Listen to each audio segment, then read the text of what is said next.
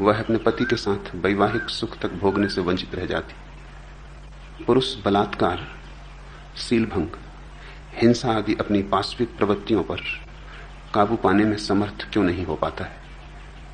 Yes Kohli, यह प्रश्न जटिल है। इसकी जड़ों में जाना होगा। शायद जड़ों तक जाने की तुम्हारी स्वयं भी हिम्मत न हो।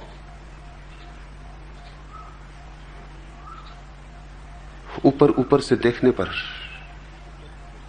जो समस्या मालूम होती है वह समस्या नहीं है, केवल समस्या के बाह्य लक्षण है। समस्या गहरे में है और ऊपर से कितनी ही लीपापोती करो समस्या बदलेगी नहीं। लक्षणों को बदलने से कोई समस्या कभी बदली नहीं। जड़ काटनी होती है और जड़ के संबंध में हमारी मनोदशा बड़ी विरोधाभासी है। जड़ को तो हम पानी देते और पत्तियों को काटते, जड़ को। इसलिए यह शरीर का आयोजन है कि वो शरीर को उत्तप्त कर दे ताकि तुम्हें पता चल जाए, तुम कुछ कर सको। लेकिन ऐसे मूढ़ हैं और हम उन मूढ़ों में अग्रणी हैं इस पृथ्वी पर कि हम इस लक्षण को बीमारी समझ लेंगे। तो फिर डुबाओ आदमी को ठंडे पानी में, बर्फीले पानी में, ताकि शरीर ठंडा हो जाए। शरीर तो ठंडा हो जाएगा, आदमी भी ठंडा हो जाएगा। समस्या तो नहीं मिटेगी, बीमारी तो नहीं मिटेगी, बीमार मिट जाएगा। यही हम कर रहे हैं। इस समय जोर से चर्चा है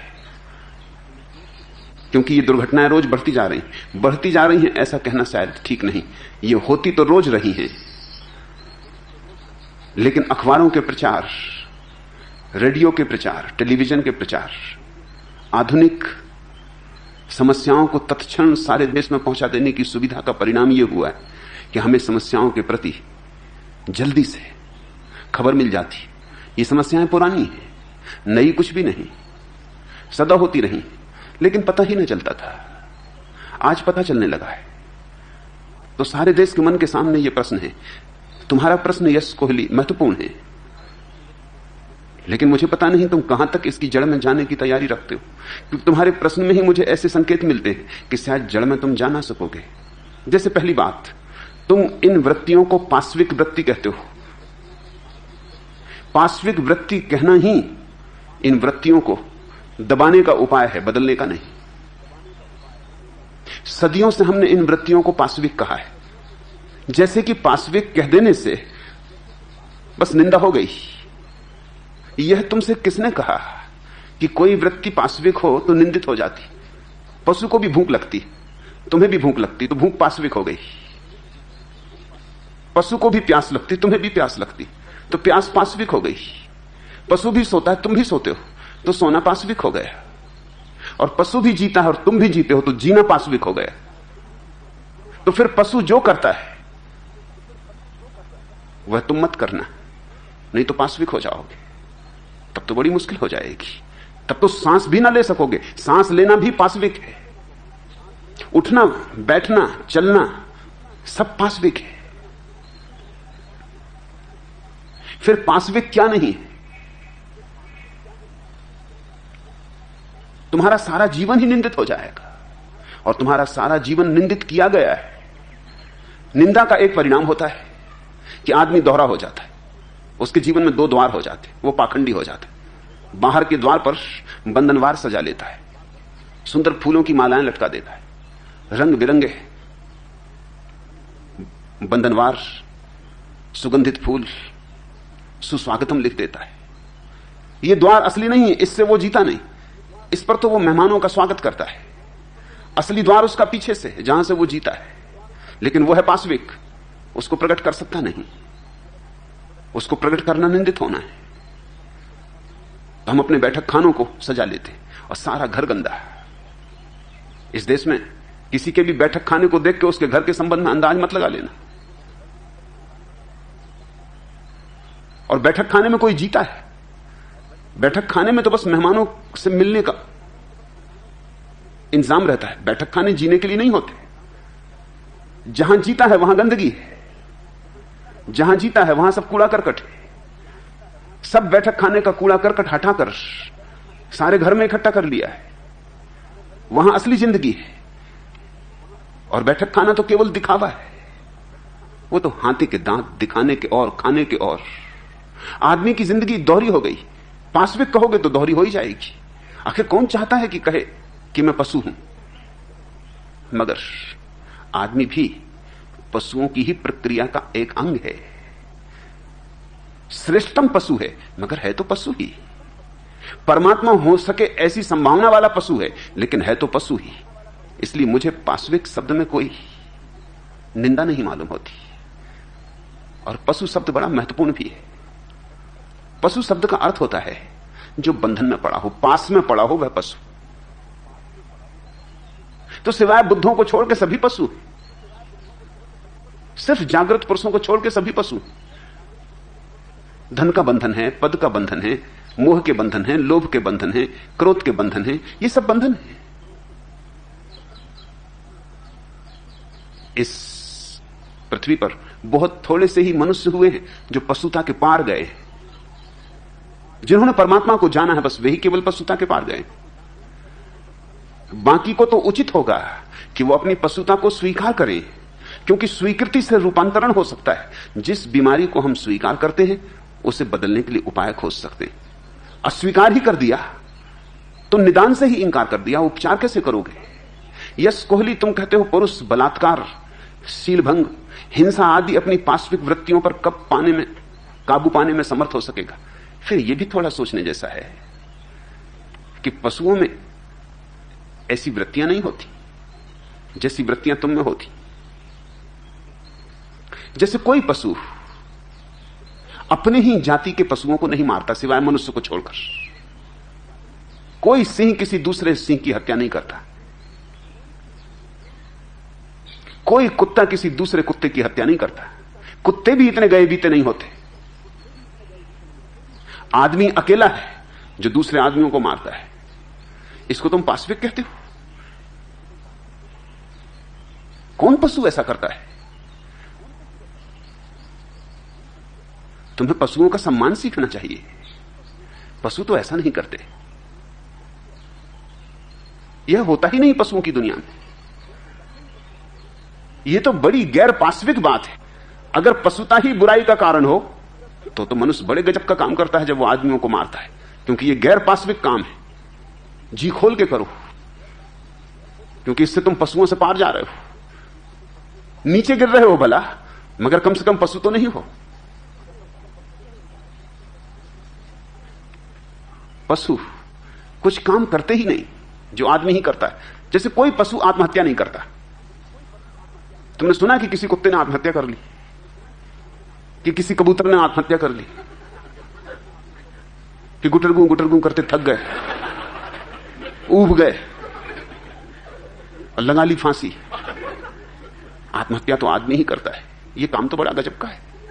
यह तो तुम्हें एकदम पशुओं के पार ले जाता है। कोई पशु बलात्कार नहीं करता। कोई पशु बलात्कार नहीं करता सिवाय उन पशुओं को छोड़कर जो आदमियों के सत्संग में बिगड़ जाते। अजायब घर में रहने वाले पशुओं की गिनती में नहीं कर रहा हूं, या जिन कुत्तों को तुम पाल लेते हो उनकी गिनती में नहीं कर रहा हूं। लेकिन प्राकृतिक अवस्था में जंगल में कोई पशु बलात्कार नहीं करता। तुमने देखा होगा पशुओं को, पुरुष स्त्री के पास जाता है, जब तक स्त्री की यौन ग्रंथि एक विशेष गंध नहीं देती उसे, तब तक वो उसे संभोग नहीं करता। वो जो गंध है वो स्त्री की स्वीकृति है। इसलिए पशु पुरुष स्त्री की योनि को सूंघते।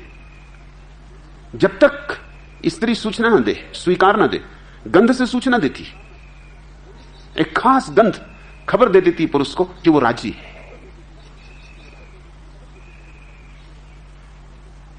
लेकिन हमने तो बहुत तरह की गंधें ईजाद कर ली। हमने इतनी गंधें ईजाद कर ली हैं कि आज तय करना मुश्किल है कि कौन सी गंध किस व्यक्ति की सहज गंध है। पुरुषों की स्त्रियां भी जब किसी पुरुष में उत्सुक होती हैं संभोग के लिए, तो उनकी योनि से वैसी ही गंध उठती है जैसी गंध पशुओं की योनियों से उठती, लेकिन असंभव है उसे पहचानना।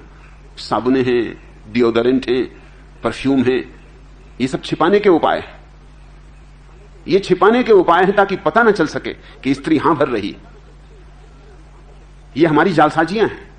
ये जालसाजियां हमें करनी पड़ी क्योंकि ये हो सकता है कि तुम्हारे घर एक मेहमान आए और तुम्हारी पत्नी की योनि से गंध उठने लगे उस मेहमान के लिए, फिर तुम क्या करोगे?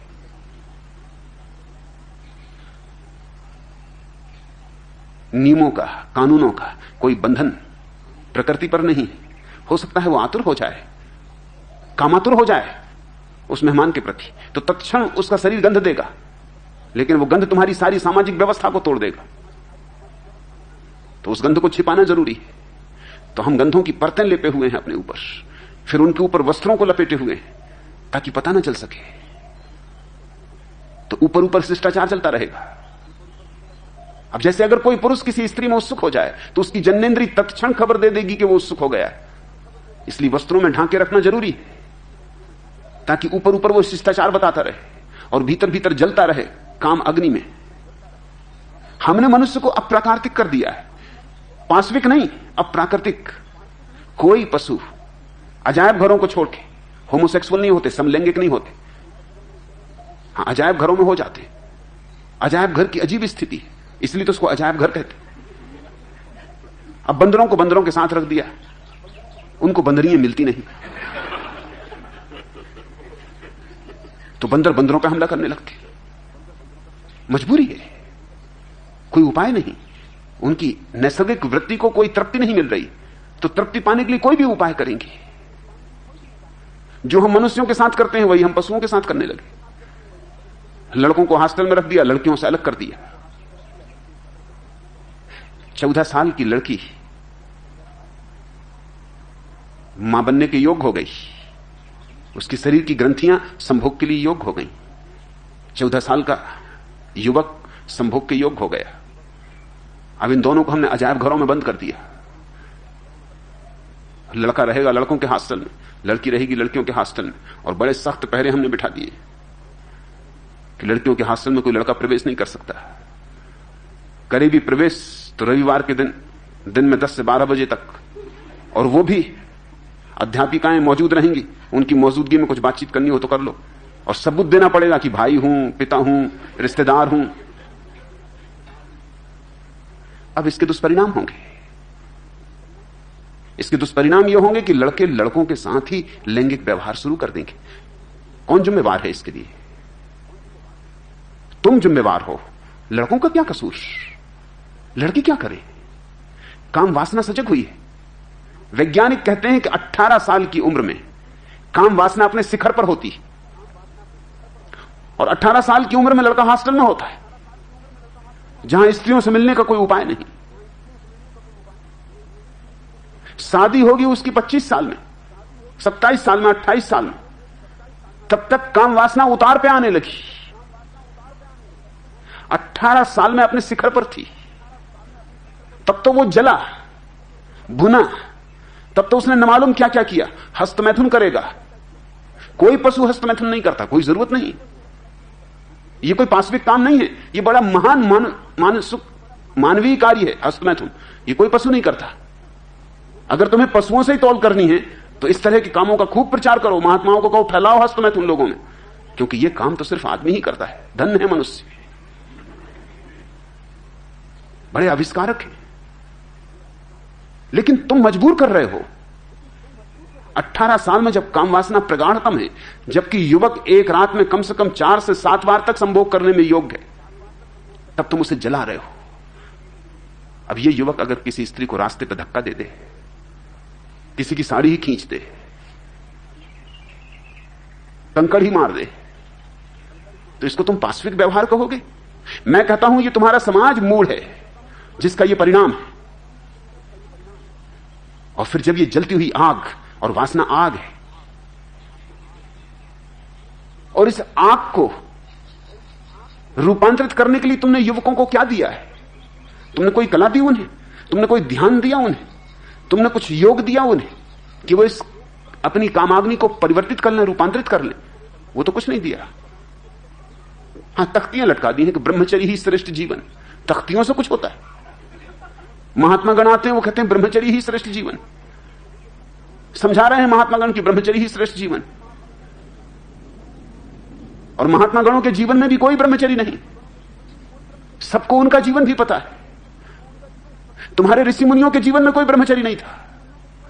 छोड़ो ऋषि मुनियों के, तुम्हारे देवी देवताओं के जीवन में कोई ब्रह्मचर्य नहीं। और इन्हीं देवी देवताओं की पूजा चलती है। इनको तुम पाश्विक नहीं कहते, यस, और आदमी को पाश्विक कहते हो। तुम्हारे पुराण उठा के देखो, तुम्हारे धर्मशास्त्र जला डालने योग्य जिनकी तुम पूजा करते हो। अगर तुम्हें जड़ बदलनी है तो वहां जाना होगा। तुम्हारे सब देवी देवता भ्रष्ट। स्वर्ग में तुम्हारे देवता करते क्या है? नचा रहे हैं अप्सराओं को। उर्वशी नाच रही, मेनका नाच रही, और इतने से भी उनका मन नहीं भरता, तो ऋषि मुनियों की पत्नियों को सताने आ जाते।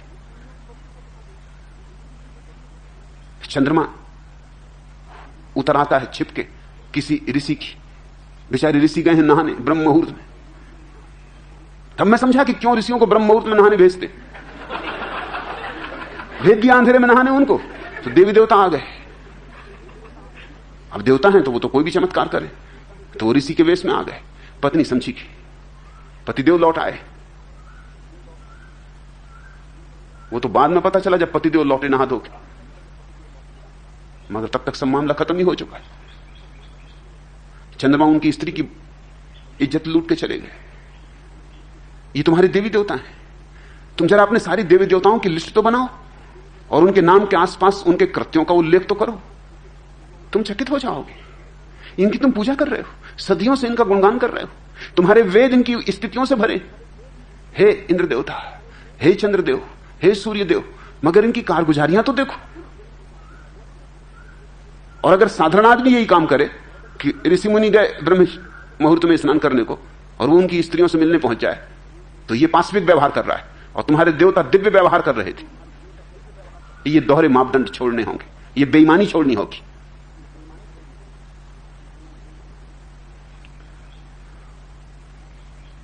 पशुओं में न तो हस्तमैथुन है न बलात्कार है।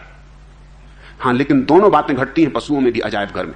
अजायब घर के जो लोग निरीक्षक हैं वो लोग चकित हुए कि क्या बात है, जंगल में ये बातें नहीं होती, अजायब घर में क्यों होती। बात सीधी साफ है, इसके लिए कोई बहुत बड़े शोधकारी करने की जरूरत नहीं है। छोटी मोटी बुद्धि का आदमी भी समझ ले कि बात सीधी साफ है। तुमने यहां वही काम कर दिया जो तुमने आदमियों के साथ किया। तुमने बांट दिए, यहां बंदरों को एक कटघरे में कर दिया, बंदरियों को दूसरे कटघरों में कर दिया। उपद्रव शुरू हो जाएगा, अड़चने शुरू हो जाएंगी।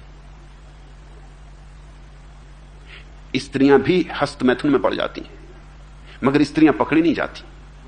उतनी आसानी से नहीं पकड़ी जा सकती जितनी आसानी से पुरुष पकड़े जा सकते, क्योंकि स्त्रियों की जो यौन यंत्र की व्यवस्था है वो आंतरिक है, पुरुषों की यौन यंत्र की व्यवस्था बाह्य है, वो जल्दी पकड़े जा सकते हैं। इसलिए लोग सोचते हैं आमतौर से, अगर दो पुरुषों में बहुत दोस्ती हो और गले में हाथ डाल के और फिल्मी गीत गाते हुए तुम उनको जाते देखो तो शक होता है, मगर दो स्त्रियां खूब सहेली हों गहरी तो तुम्हें शक नहीं होता। क्यों? उनको कहते वो सहेलियां हैं, और ये पुरुष इन पर शक होने लगता है। लेकिन जो इन पुरुषों में हो रहा है वही स्त्रियों में हो रहा है, कुछ फर्क नहीं। ये दमित वासना मार्ग खोज रही। ये वासना इतने मार्ग खोज सकती है कि आदमियों की तो बात छोड़ दो, ये वासना पशुओं तक अपने को पहुंचा सकती। चरवाहे अक्सर पकड़े गए हैं पशुओं के साथ संभोग करते, मगर सिर्फ चरवाहे। करेंगे क्या? अब कोई चरवाहा जिंदगी भर भेड़ों को ही चराता रहे, उसके जीवन में भी वासना जगती, और भेड़ों के अतिरिक्त और कोई उपलब्ध नहीं। मैंने सुना है कि एक चरवाहे ने, निग्रो था चरवाहा, अपने अंग्रेज मालिक से कहा, मालिक मेरे घर बेटा हुआ है, मगर बड़ी हैरानी की बात है, मैं भी काला, मेरी पत्नी भी काली, और बेटा बिल्कुल गोरा हुआ है। मुझे बड़ा शक होता है। उसी शक अपने मालिक पे था, क्योंकि मैं तो दिन भर चला जाता हूं जंगल तुम्हारी भेड़ें चराने, पत्नी घर छूट जाती। मैं जवाब चाहता हूं इसका, ये कैसे हो सका? मालिक ने कहा, अरे तू नाहक गर्म हुआ जा रहा है, ये तो कई दफा हो जाता, तूने देखा होगा, काली भेड़ और काली ही मादा, काला ही नर और कभी कभी उनका सफेद बच्चा पैदा हो जाता है, ये कोई खास बात नहीं। अपने पास ही देख, सब भेड़ें सफेद, लेकिन कभी कभी काला बच्चा पैदा हो जाता है। ऐसी ही ये बात है, प्राकृतिक घटना, इसमें तो इतना परेशान ना हो। नीग्रो ने कुछ सोचा, उसने कहा कि ठीक है, तो फिर मैं एक बात आपसे कह दूं कि मैं आपके संबंध में चुप्पी रखूंगा, और आप अगर भेड़ों को कभी काला बच्चा पैदा हो तो उनके संबंध में चुप्पी रखना। ना मैं आपके संबंध में कुछ कहूंगा, ना आप मेरे संबंध में कुछ कहना। आदमी पशुओं के साथ संभोग करता हुआ भी पाया जाता है।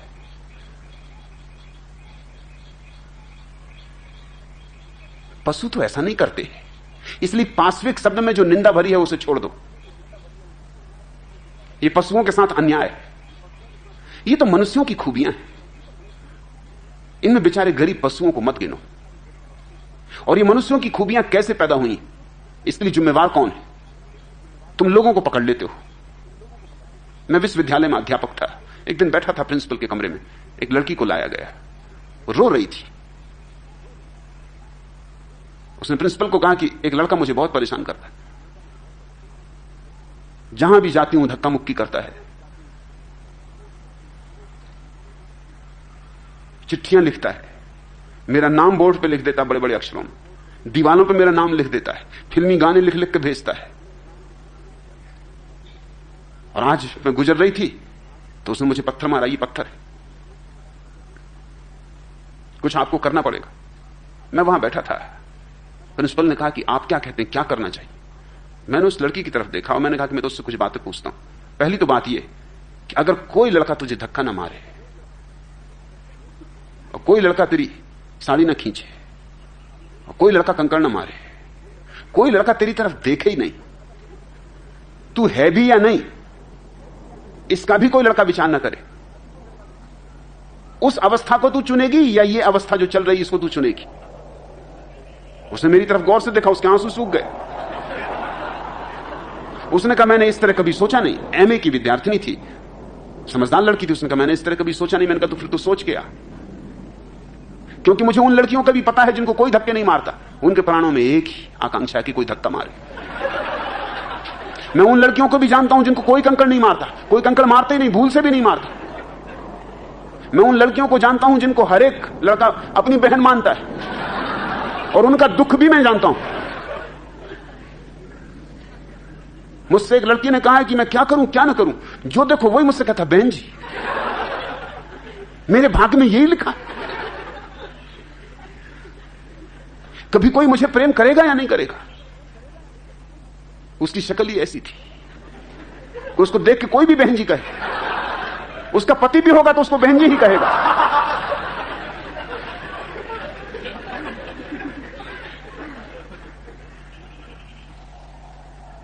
और मैंने पूछा कि लड़के कंकड़ मार रहे हैं, फिल्मी कविताएं लिखते हैं, दीवार पे तेरा नाम लिखते हैं, इससे तू सच बोल, ईमान से बोल, कसम खा के बोल, तेरे भीतर कुछ प्रसन्नता होती या नहीं होती? उसने कहा आप भी किस तरह की बातें पूछते? मैं रोती हुई आई हूं। मैंने कहा मैं तेरा रोना देख रहा हूं, वो ऊपर ऊपर, मैं तेरे भीतर तक देख रहा हूं। तेरे रोने के भीतर एक तरह की गरिमा है, एक तरह का गौरव है, वो भी मैं तेरे आंसुओं में भीतर छिपा देखता हूं। मैंने कहा ये प्रिंसिपल की समझ में नहीं आएगा, इनकी बुद्धि मारी गई। ये पिटी पिटाई लकीरों के मालिक, ये लकीर के फकीर, इनकी बुद्धि में नहीं घुसेगी बात। लेकिन मैं तुझसे पूछता हूं, तेरी बुद्धि अभी भी इतनी नहीं सड़ गई? तू मुझे साफ साफ कह। उसने कहा आप कहते हैं तो मुझे स्वीकार करना पड़ता है कि भीतर तो मुझे अच्छा लगता है। तो फिर मैंने कहा शिकायत किस लिए? असल बात यह है, यह शिकायत करनी भी अच्छी लगती।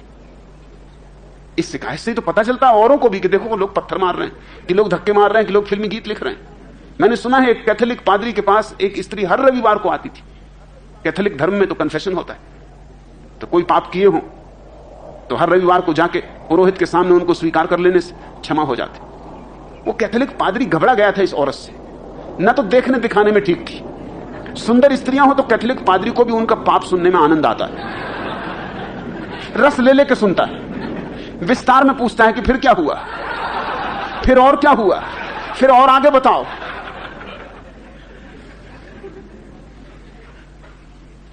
मगर ये उस स्त्री उसकी जान खाए जा रही थी। देखने में भी बदशक्ल थी, भयानक थी, और हर रविवार बेचूक मौजूद हो जाती थी।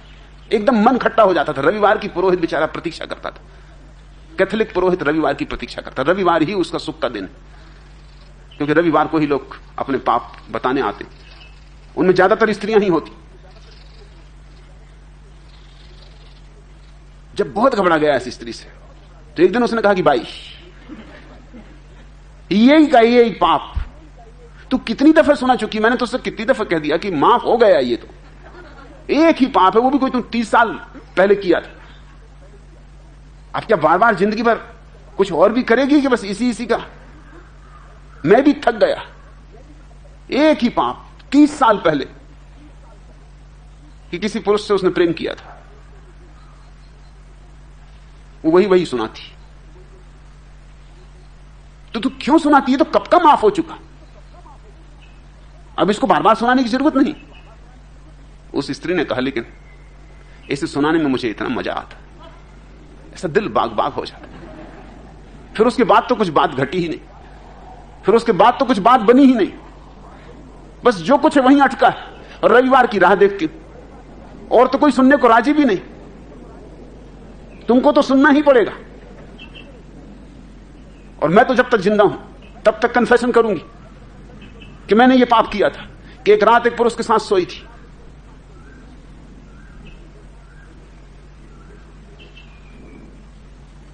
लोग इतनी विकृति में हैं, यस, उसका कारण सदियों से सड़ी गली धारणाओं में उनको पाला गया है। लड़के और लड़कियों को साथ साथ बड़ा होने दो, और 90% बेवकूफियां विदा हो जाएंगी। कुछ और करना ना पड़ेगा, उनको साथ साथ बड़ा होने दो, एक ही छात्रावासों में बड़ा होने दो, एक ही स्कूलों में पढ़ने दो। स्वाभाविक जीवन को स्वीकार करो। कुछ पाप नहीं है, कुछ बुराई नहीं है, और यह उचित ही है कि इसके पहले कि कोई लड़की विवाह करे, कोई लड़का विवाह करे, उनके संबंध कुछ लड़के लड़कियों से हो जाएं। तुम किस डॉक्टर के पास जाकर ऑपरेशन कराना पसंद करते हो जिसने कुछ ऑपरेशन किए हो? मुल्ला नसरुद्दीन ऑपरेशन कराने गया था, डर रहा था, घबरा रहा था। डॉक्टर ने कहा, क्यों घबराता भाई? बिल्कुल मत घबरा, लेट। नसरुद्दीन लेट तो गया, मगर उसके हाथ पैर कप रहे। ऐसे तो पसीना पसीना हो रहा गर्मी की वजह से, मगर हाथों में कंपन, पैरों में कंपन, जैसे सर्दी लग रही हो। डॉक्टर ने कहा, तू क्यों इतना घबराता है, क्या बात है? उसने कहा, मैं इसलिए घबरा रहा हूं डॉक्टर साहब कि मेरा पहला ही ऑपरेशन है। तू बिल्कुल निश्चिंत हो। अरे मेरा भी ये पहला ही ऑपरेशन, मैं घबरा रहा हूं, तो तू क्यों घबराता? तुम उस डॉक्टर से ऑपरेशन कराने जाओगे जिसे ऑपरेशन का अनुभव हो। इस दुनिया में विवाह इसलिए बर्बाद होते कि दोनों गैर अनुभवी होते। न पुरुष ने किन्हीं स्त्रियों को जाना है, न स्त्री ने किन्हीं पुरुषों को जाना है। ये पहली पहचान, कोई अनुभव नहीं, दोनों गैर अनुभवी। ये खतरनाक धंधा है जो हमने शुरू किया है। दो गैर अनुभवी लोगों को साथ साथ जोड़ देना, बांध देना, उनके पल्लू गांठें लगा देना, 7 चक्कर लगवा देना, जैसे कि बस पर्याप्त हो गया। और तुम देखते हो सब कहानियां यहीं खत्म हो जाती। सहनाई बज रही, चक्कर 7 पूरे हुए, कहानी खत्म। कहानी नहीं, फिल्में तक खत्म यहीं होती। सहनाई बजती जाती और चक्कर लगते जाते, मंत्रोच्चार हो रहा है और फिल्म खत्म। और कहानियां कहती हैं उसके बाद दोनों सुख से रहने लगे। उसके बाद कोई कभी सुख से रहा है? इससे बड़ा झूठ तुमने सुना है? उसके बाद फिर कहां जिंदगी?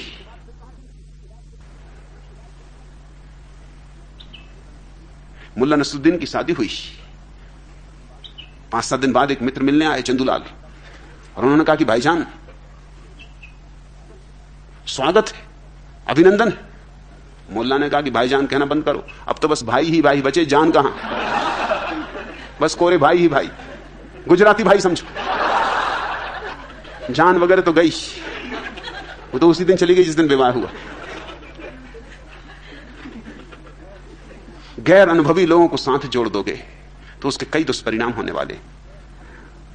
अपनी पत्नी से परिचित नहीं, अपने पति से परिचित नहीं, और किन्हीं दूसरे पुरुषों को जाना नहीं, और किन्हीं स्त्रियों से पहचान नहीं हुई, तो इसका एक परिणाम तो यह होता है कि मन भागा भागा फिरता है कि पता नहीं कोई दूसरी स्त्री तृप्ति दे देती। पुरुष का मन सोचता है कि इस स्त्री से तो तृप्ति मिल नहीं रही, ये स्त्री तो गलत साबित हो गई, ये स्त्री तो बोझ हो गई, ये तो उबाने वाली साबित हो रही, शायद कोई और स्त्री, और चारों तरफ सजी बजी स्त्रियां घूम रही। तो आकर्षण स्वाभाविक है, स्त्री के मन में भी होता है, हालांकि स्त्री इतने प्रकट रूप से नहीं कह सकती, क्योंकि स्त्रियों को 5000 साल से दबाया गया है, इतना दबाया गया है कि उनको खुद भी पता नहीं रहा कि उनके अचेतन में क्या क्या छिप गया है। मगर वो भी सपने देखती है, उसके सपने में भी दिलीप कुमार इत्यादि इत्यादि प्रकट होते हैं। कोई पुरुषों के सपने में हेमा मालिनी आती है ऐसा नहीं, मगर सपनों की बातें। और ये आकांक्षाएं तुम प्रकट रूप से देखोगे पुरुषों में, स्त्रियों में अप्रगट रूप से देखोगे। स्त्रियां घर में तो रणचंडी बनी बैठी रहती, लेकिन घर के बाहर जब जाती तो उनका साज श्रृंगार देखो, क्योंकि पति में तो उन्हें कोई रस है नहीं, लेकिन बाहर वो भी दिखलाना चाहती कि हम भी कुछ हैं। बाहर उनका रस है, बाहर के पुरुषों में रस है, बाहर के पुरुष उन्हें आकर्षित करते। अपना पुरुष तो बिल्कुल ही फिजूल मालूम पड़ता है कि कहां दुर्भाग्य से, किन कर्मों के फल से ये सज्जन मिल गए।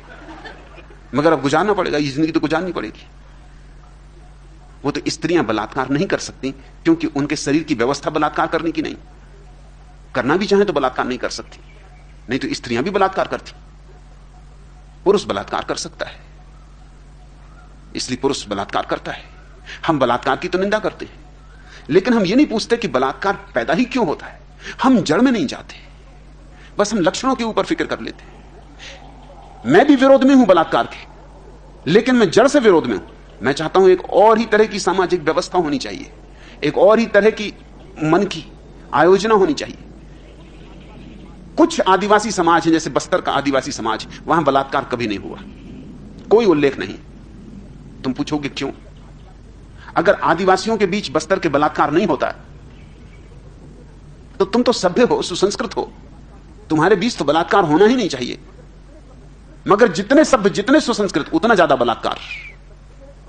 सच तो यह है कि बलात्कार के हिसाब से तुम पता लगा सकते हो कि कितने सुसंस्कृत हो, कितने सभ्य हो, वही मापदंड है।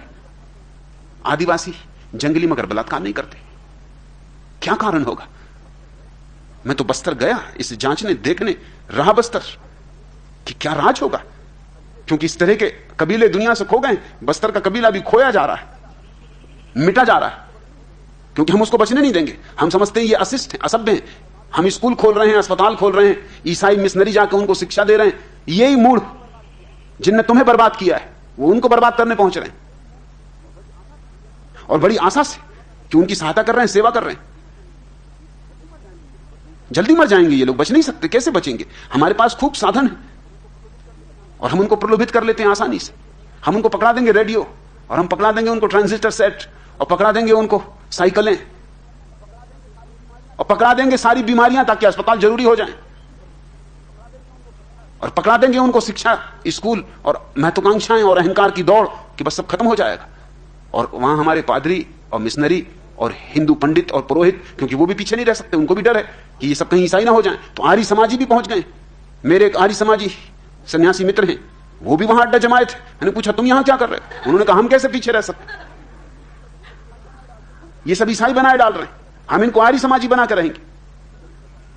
ये गरीब बच नहीं सकते। और इन सब का हमला किस बात पर है? जिस बात पे हमला है वही कारण है वहां बलात्कार के ना होने का। तुम चकित होगे जानकर। बस्तर के आदिवासियों में एक व्यवस्था है, उस व्यवस्था का नाम है घोटूल।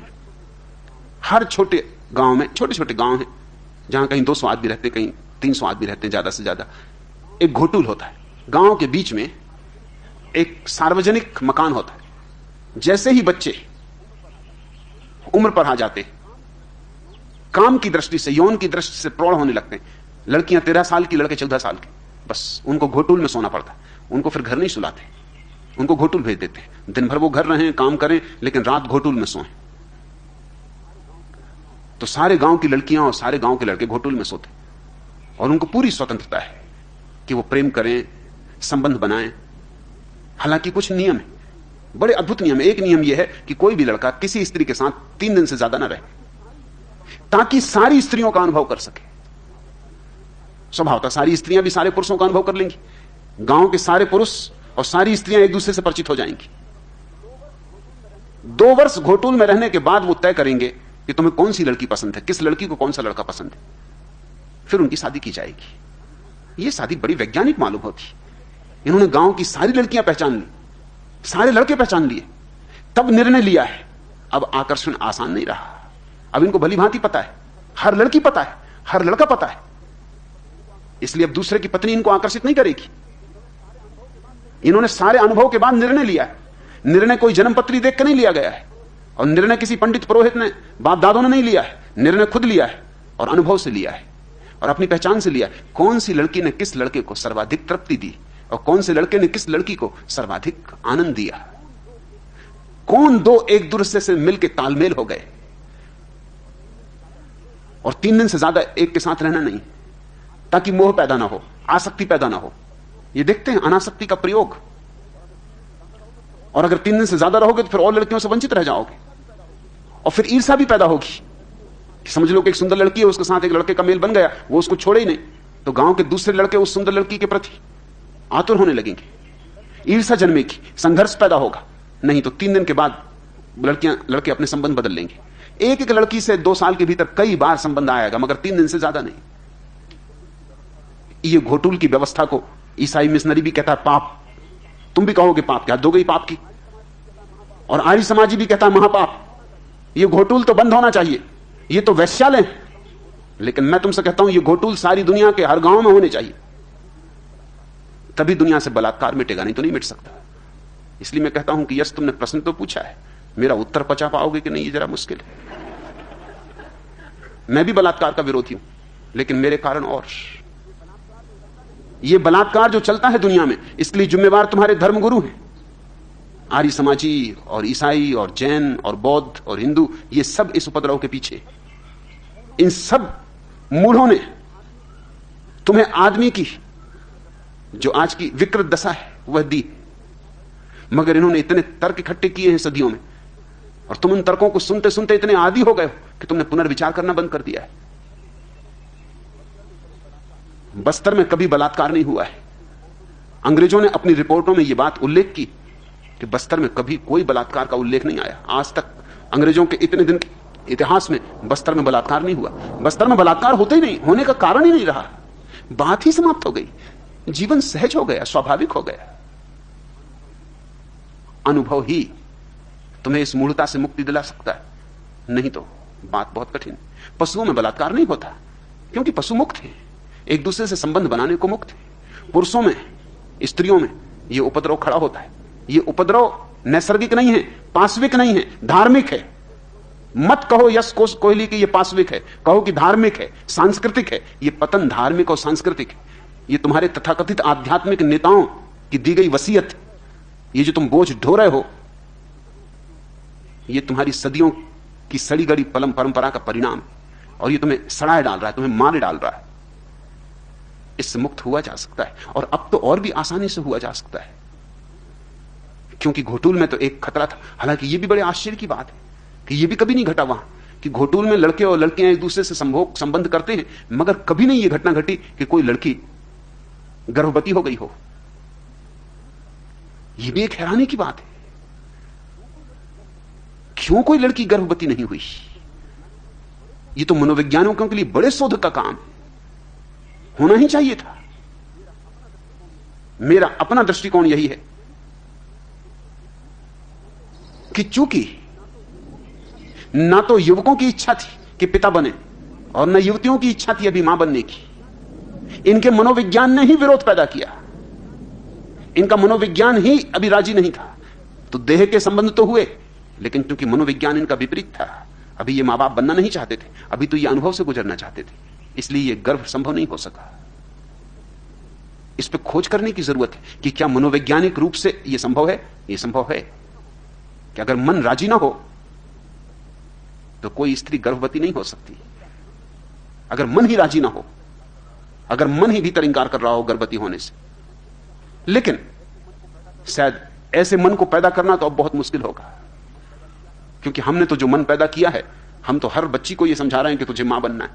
शादी हुई नहीं कि हम राह देखते हैं कि कब मां बनो, कब बाप बनो। अगर 2-3 साल बीत जाएं और बच्चे पैदा ना हो तो गांव में चर्चा होने लगती कि मामला क्या है, कुछ गड़बड़ हो गई, कुछ गड़बड़। लोग संदेह की आंखें उठाने लगते। लोग हंसने लगते कि शायद लड़के में कोई खराबी, बच्चे क्यों पैदा नहीं हो रहे, बच्चे तो होने ही चाहिए। हमने एक मनोविज्ञान पैदा किया है कि शादी होते ही से बच्चे होने ही चाहिए। इस मूढ़ता के कारण बच्चे शीघ्रता से होने शुरू हो जाते, नहीं तो मनोवैज्ञानिक रूप से भी संतति नीमन हो सकता है। घोटूल और बस्तर में चल रहा सदियों पुराना प्रयोग इस बात का सबूत है। मगर अब शायद मनोविज्ञान को बदलना इतना आसान नहीं होगा, ये सदियों पुराने संस्कार है। पर अब कोई जरूरत भी नहीं, अब तो विज्ञान ने साधन जुटा दिए। अब लड़के लड़कियों को इतना दूर दूर रखने का पागलपन छोड़ो। और कुछ मूढ़ताएं हमने पाल रखी। कुंवारी कन्या को हम बड़ा मूल्य देते, किस लिए? कुंवारी कन्या में ऐसा क्या है? लेकिन अभी भी हमारे दिमाग में वो सवार है। तो लड़कियों को बचा कर रखते, मिलने जुलने नहीं देते। जब तुम लड़कियों को बचा कर रखोगे तो तुम उनकी रीढ़ तोड़ देते हो, उनको तुम कमजोर बना देते हो। हम बचपन से ही लड़कियों को सिखाने लगते कि तुम लड़की हो। अगर लड़कियां वृक्षों पर चढ़े तो नहीं चढ़ने देते, कि लड़कियों का यह काम नहीं। लड़कियां अगर नदी तैरने जाएं तो नहीं तैरने देते।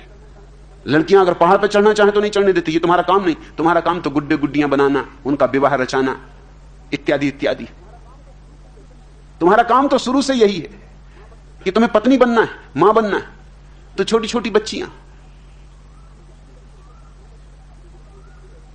अपनी गुड्डियों के लिए बैठी, दूध पिला रही। न दूध है, न स्तन है, कुछ भी नहीं है, मगर छोटी छोटी बच्चियों को दूध पिलाने का खेल चल रहा है। छोटी छोटी बच्चियां विवाह रचाती।